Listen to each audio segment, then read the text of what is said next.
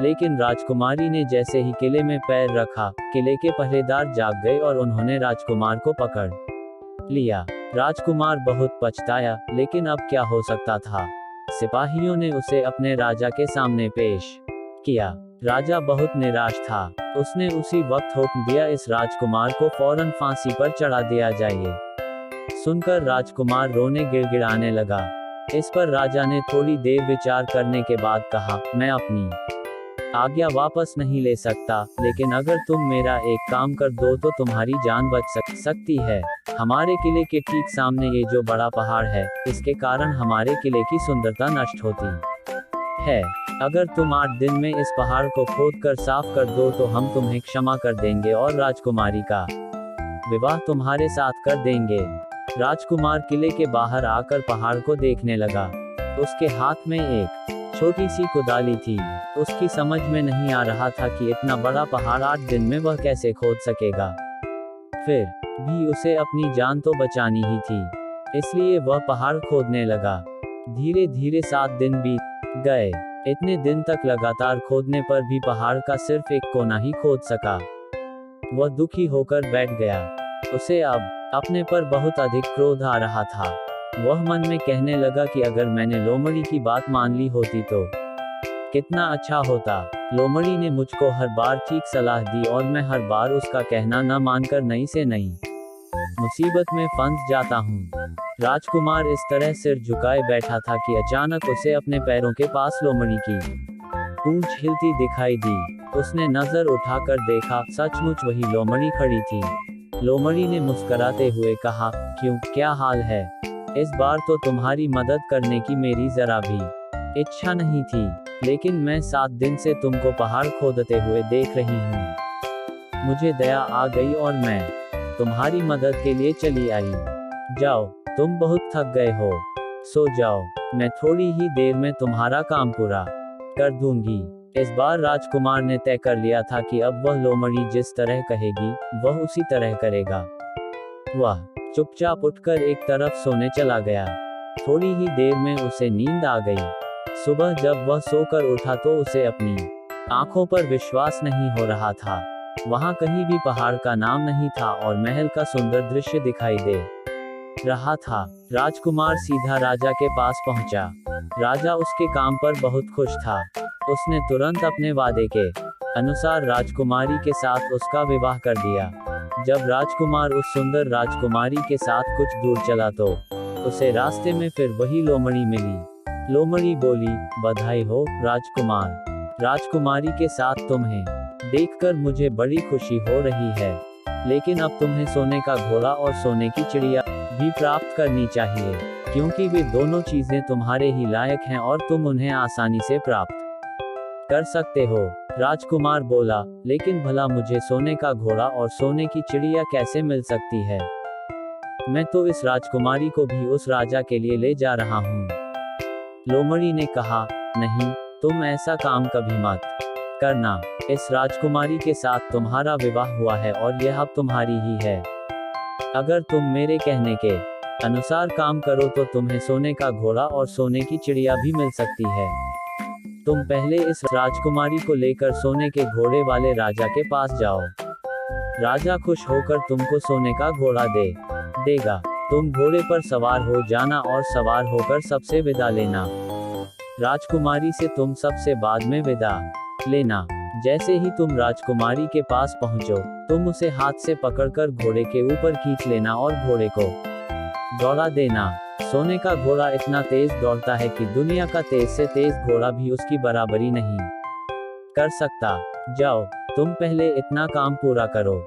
इसके बाद आपका काम मैं तुम्हें बाद में बताऊंगी। मैं तुम्हें वहां रास्ते में मिलूंगी। राजकुमार ने ठीक वैसा ही किया जैसा लोमड़ी ने उससे कहा था। जब सोने के घोड़े वाले राजा ने खुश होकर उसे इनाम में सोने का घोड़ा दिया तो राजकुमार उस पर सवार हो गया और उससे विदा लेने लगा। अंत में वह राजकुमारी को उठाकर घोड़े को तेजी से दौड़ाता हुआ किले से बहुत दूर निकल आया। रास्ते में एक पेड़ के नीचे लोमड़ी उसका इंतजार कर रही थी।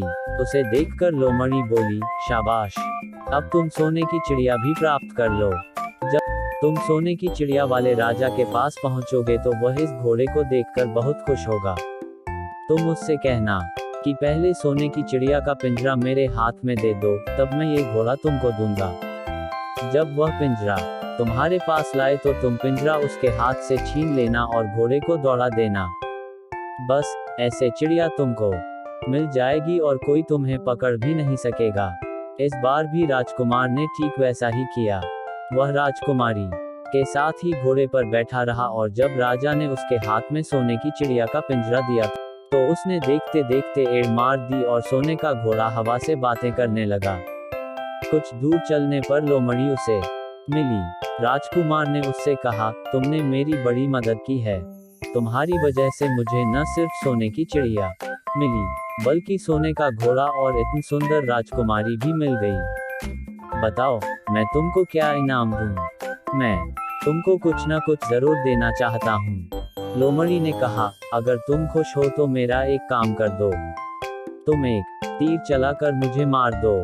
इस समय तुम यही सबसे बड़ा काम मेरे लिए कर सकते हो। राजकुमार ने कहा, भला ये कैसे हो सकता है? तुमने मेरी इतनी मदद की और मैं बदले में तुम्हें मार दूं। मुझसे यह नहीं होगा। ये सुनकर लोमड़ी बड़ी दुखी हुई और बोली, अगर तुम मेरा ये काम नहीं कर सकते तो फिर ठीक है, जाओ। लेकिन मैं तुम्हारी भलाई के लिए ही कह रही हूँ कि तुम दो बातें जरूर याद रखना। एक तो तुम किसी कुएं की दीवार पर मत बैठना और दूसरे तुम ऐसे लोगों के लिए धन मत खर्च करना जिन्हें फांसी मिलने वाली हो। राजकुमार बोला, भाई तुम भी अजीब हो। तुम्हारी बातें मेरी समझ में ही नहीं आती। भला मैं कभी कुएं की दीवार पर क्यों बैठूंगा और ऐसे आदमियों पर धन क्यों खर्च करूंगा जिनको फांसी दी जाने वाली हो। लेकिन लोमड़ी ने उसकी बात का कोई जवाब नहीं दिया और अलविदा कहकर वहां से चली गई।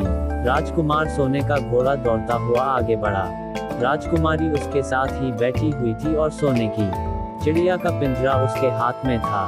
कुछ ही देर में राजकुमार उस छोटे गांव में जा पहुंचा जिसमें वे दोनों सराएं थीं। गांव के लोग और खास तौर से बच्चे उसको देखने के लिए बाहर निकल आए। सोने के घोड़े पर इतने सुंदर राजकुमार के साथ बैठी एक राजकुमारी को देखकर सभी लोग चकित थे। इतने में राजकुमार ने देखा कि गांव के बगीचे में एक जगह बहुत से लोग जमा हैं और कुछ शोर हो रहा है। राजकुमार के पूछने पर लोगों ने बताया कि वहां दो आदमियों को फांसी देने की तैयारी हो रही है। राजकुमार उधर ही चल पड़ा। वहां पहुंचने पर उसने पहचान लिया कि जिन आदमियों को फांसी दी जाने वाली थी वे और कोई नहीं बल्कि उसके ही भाई थे। वे लोग तब से उसी सजी सजाई सराय में रह रहे थे और तरह तरह के बुरे काम करते थे। वे जुआ भी खेलते थे और जुए में बहुत सा धन हार चुके थे। उन्होंने लोगों से बहुत सा रुपया भी उधार लिया था। इन्हीं सब बातों से चिढ़कर अब गांव वाले उन्हें फांसी पर चढ़ाने जा रहे थे। राजकुमार भला ये कैसे होने देता। उसने लोगों से कहा कि मुझसे रुपया ले लो और इन लोगों को छोड़ दो। उसके बहुत कहने सुनने पर लोग राजी हो गए और उन्होंने उन दोनों आदमियों को रिहा कर दिया। राजकुमार अपने भाइयों को छुड़ाकर आगे चला। कुछ दूर चलने पर जंगल में उन्हें एक कुआं दिखाई दिया। इस पर राजकुमार के कुछ देर कुएं के पास आराम करते हैं। वहां ठंडा पानी पीने के बाद हम लोग आगे चलेंगे। राजकुमार राजी हो गया। अब तक वह ये भी भूल चुका था कि लोमड़ी ने विदा होते समय उससे क्या कहा था। वह घोड़े से उतरकर कुएं की दीवार पर बैठ गया और आराम करने लगा। उसके दोनों भाइयों ने मौका देखकर उसे कुएं में धकेल दिया। इसके बाद उन्होंने घोड़े पर राजकुमारी को डाला और सोने की चिड़िया का पिंजरा उठाया और वहां से चलते बने। कुछ ही देर में वे लोग अपने राज्य में लौट आए। घर लौटकर उन्होंने राजा से कहा, हम लोग सोने की चिड़िया को पकड़ लाए हैं। इसी चिड़िया ने हमारे बाग में से सोने के सेब चुराए थे। इसके साथ ही हम एक ये सोने का घोड़ा और राजकुमारी भी लाए हैं। राजा बहुत खुश हुआ। सारे राज्य के लोग खुशियां मनाने लगे, लेकिन राजकुमारी खुश नहीं थी। वह बार बार रोती रहती थी। उसने खाना पीना छोड़ दिया। यही नहीं, घोड़े ने भी दाना पानी बंद कर दिया और सोने की चिड़िया भी उदास रहने लगी। राजा ने बहुत कोशिश की, लेकिन न तो वह राजकुमारी खुश हुई और न सोने के घोड़े और सोने की चिड़िया ने दाना खाना शुरू किया। उधर छोटा राजकुमार कुएं में गिर गया था, लेकिन वह मरा नहीं। कुआं बहुत गहरा था, लेकिन उसमें पानी बहुत थोड़ा था। वह कुएं में बैठा बैठा अपने भाग्य को कोसता रहा। अब उसे फिर उसी लोमड़ी की याद आई और वह पछताने लगा कि अगर मैंने उसका कहना मान लिया होता तो मैं मुसीबत में न फंसता। राजकुमार ने जैसे ही लोमड़ी को याद किया, लोमड़ी न मालूम कैसे कुएं के मुंह पर आ पहुंची और बोली, देखो राजकुमार, मैंने पहले ही तुम्हें समझाया था कि किसी कुएं की दीवार पर मत बैठना और ऐसे आदमियों की मदद मत करना जिन्हें फांसी दी जाने वाली हो, लेकिन तुम नहीं माने। खैर चलो, अब आखिरी बार मैं फिर तुम्हारी मदद किए देती हूँ। लो मेरी पूंछ पकड़कर कुएं से बाहर निकल जाओ। ये कहकर लोमड़ी ने अपनी पूंछ कुएं में लटका दी। देखते देखते पूंछ इतनी लंबी हो गई कि कई कुएं के पेंदे में पड़े राजकुमार के पास तक जा पहुंची। राजकुमार उसे पकड़कर कुएं से बाहर निकल आया। लोमड़ी ने उससे कहा, जाओ अब तुम अपने घर जाओ, लेकिन जरा होशियार रहना, तुम्हारे भाई तुम्हारी जान के दुश्मन हैं। वे लोग जरूर तुमको ढूंढ रहे होंगे। राजकुमार घर की ओर चल पड़ा। अपने राज में पहुंचने पर उसे एक भिखारी मिला। भिखारी को उसने अपने सुंदर कपड़े दान में दे दिए और उनके भद्दे पुराने कपड़े पहन लिए। इस तरह भेष बदल कर वह अपने किले में पहुंचा। वहां उसके पहुंचने पर एक बड़ी आश्चर्यजनक बात आई। सोने का घोड़ा खुशी से हिनहिनाने लगा और दाना खाने लगा। सोने की चिड़िया भी अपने पिंजरे में खुशी से फुदकने लगी और गाना गाने लगी। राजकुमारी ने अपने आंसू पोंछ डाले और वह भी खुश दिखाई देने लगी, लेकिन राजा की समझ में कुछ नहीं आया। उसने राजकुमारी से इसका कारण पूछा तो वह बोली, मैंने तो पहले ही आपको सारी कहानी बता दी थी। आपके बड़े और मंझले राजकुमार ने छोटे राजकुमार के साथ धोखा किया है। इन्होंने आपको भी धोखा दिया है, लेकिन अब आपका छोटा राजकुमार यहाँ पर आ पहुँचा है, इसीलिए मुझे बहुत खुशी हो रही है। उसी के साथ मेरी शादी हुई है और मैं उसके साथ ही सुखी रह सकती हूँ। फिर उसने मैले कुचले कपड़े पहने एक आदमी की ओर इशारा करते हुए कहा, वह रहा आपका छोटा राजकुमार। राजा ने भी अपने छोटे लड़के को पहचान लिया। अब राजा ने अपने छोटे बेटे के बारे में अपने विचार बदल दिए। अब वह उसको बहुत समझदार और बहादुर मानने लगा और उससे बहुत अधिक प्यार करने लगा। उसने उसको राजगद्दी पर बिठाने का निश्चय किया। बड़े और मंझले राजकुमार ने अपने छोटे भाई को ही धोखा नहीं दिया था, बल्कि राजा को भी धोखा दिया था। इससे राजा उनसे बहुत नाराज था। उसने उन दोनों को अपने राज्य से निकलवा दिया।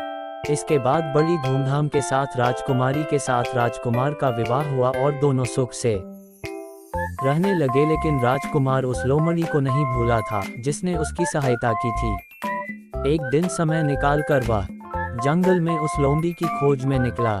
बहुत ढूंढने के बाद एक पेड़ के खोखले भाग में उसने उस लोमड़ी को चुपचाप बैठे है देखा। लोमड़ी बहुत उदास थी और पहले से बहुत ज्यादा दुबली भी हो गई थी। राजकुमार को देखते ही लोमड़ी ने उसे पहचान लिया और कहा, कहो राजकुमार, आज इधर कैसे भूल पड़े। राजकुमार ने कहा, मैं आज तुम्हें ही ढूंढने के लिए आया हूँ। चलो मेरे बाग में आराम से रहना, वहाँ तुम्हें किसी तरह की तकलीफ नहीं होगी। यहाँ तो जंगल में तुम्हें खाने पीने की तकलीफ होती होगी और जंगली जानवरों और शिकारियों का डर बना रहता होगा। लोमड़ी ने कहा, नहीं राजकुमार, मैं यहाँ ठीक हूँ और भला अब तुम्हें मेरे दुख से क्या लेना देना।